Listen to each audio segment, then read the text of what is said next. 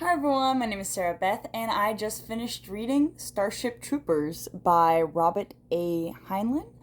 Please forgive me if I butchered this name. The book was published in 1959 and is about 200 pages long. My copy was completely destroyed, so I rebound it. You're probably not going to see this version in stores, and please forgive the shoddy job. I'm not the best at it. Anyway, a book was published quite a while ago, and it does have a film that has what's his name, Neil Patrick Harris in it when he was quite a bit younger. And what I can say is the book and the movie are two entirely separate entities. Alright, this is a Hugo winning novel, came out in the late 50s, which really just is very gung ho on military service. And you know what? I'm here for it. I'm happy to read this science fiction novel. But if you're expecting to see that movie in book form, disappointment.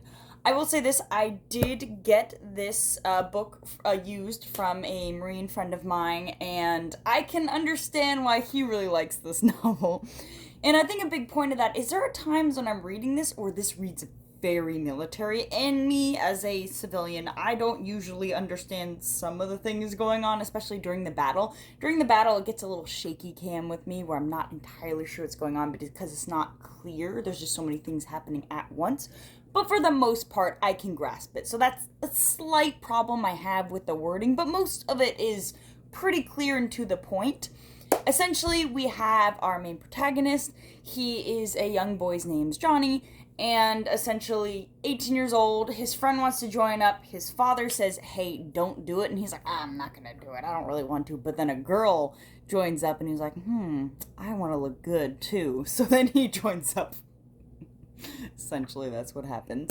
I mean, we are started in a very action-y scene to kind of like grip you when he's doing a drop, because he's mobile infantry, or MI, as it's explained in the book. And I think that the book is very much on duty and what it means to be a real man. The one thing that really irked me about this message, because I do believe the message is a good one to have out, and I love that it does have the pros and cons. It does show like a lot of death, a lot like what you are sacrificing and why you're doing it for your homeland. So I do see that. I see how it can be controversial. Apparently it was very controversial at the time. Probably due to the fact that, it came out of the Korean War in 1950s. And it does actually mention the Korean War in the book, because, as you know, the Korean War is the forgotten war. So it's nice that it gets a little bit of time just to be, came out before Vietnam, so maybe that's why, because it was the last big war of the time. But this takes place 700 years in the future, so nice to see it remembered. But it's remembered in a negative way, so I understand that, because it wasn't really the best war in its outcome, and yeah.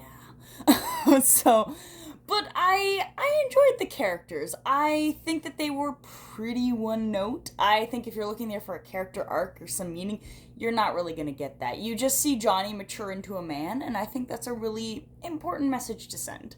I don't think you necessarily have to go fight, because that's what this says. It's like, oh, if you're in the infantry, then you're the only one that's a real man. The Navy, they're not real man. These people, no, they're not real, but I'm a real man. His father, this is the biggest problem with the novel. And this is spoilers, but it doesn't even happen in the movie. And it's not even like a really big touched upon point. But at some point, his father joins up, and he says, I was ashamed. So his father, who has a really well-paying job, has a factory in which they make stuff for the war effort. So he's actively supporting the war effort, supporting his son in probably the best way he can, because he's a man in his 40s. And he's like, no. I had to go to my hypnotherapist a lot of times to realize I needed to join up, because you joined up and your mother died, and so I can actually feel like a man. You gave me that. I'm like, this man joins up in mobile infantry, the really hard one, like the boot camp that kills people. People had fatalities during boot camp. Like, that was a common thing. And his father's like, yes, I am peak human performance. I am 40-year-old man that's been sitting behind a desk. I can be mobile infantry. And he is, but I'm like, that's not possible. You're better for the war effort where you are. And maybe it's because he wants to be a citizen. There's a huge thing in this novel that you can only vote if you have served in the military. You cannot be, in the military is a term of service. But you cannot, while you're doing your term, it has to be after the fact. And it has a lot of philosophical musings on this fact, which are actually quite enjoyable to read. I like how it brings up Plato's The Republic. I have it somewhere here. I read it a while ago. Don't recommend reading that book. I'm going to be clear. Plato's Republic is essentially this really dense block of text. You're stupid. I'm going to explain it to you. Then 20 pages. Okay, it's a really great republic that he builds, but Spark Notes on that one. I know that's not the book that I'm covering right now, but it's brought up in the novel, and I felt like I had to bring up my personal opinions when you mention it in the book. This book is really short. I don't think it's a necessary I don't think it's a necessary read.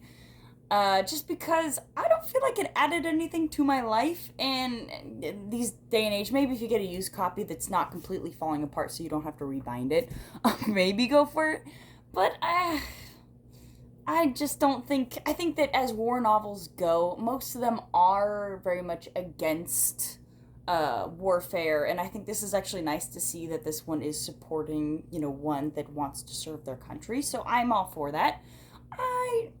I just don't know if this is the best instance of it, but I can't come up with any ready examples.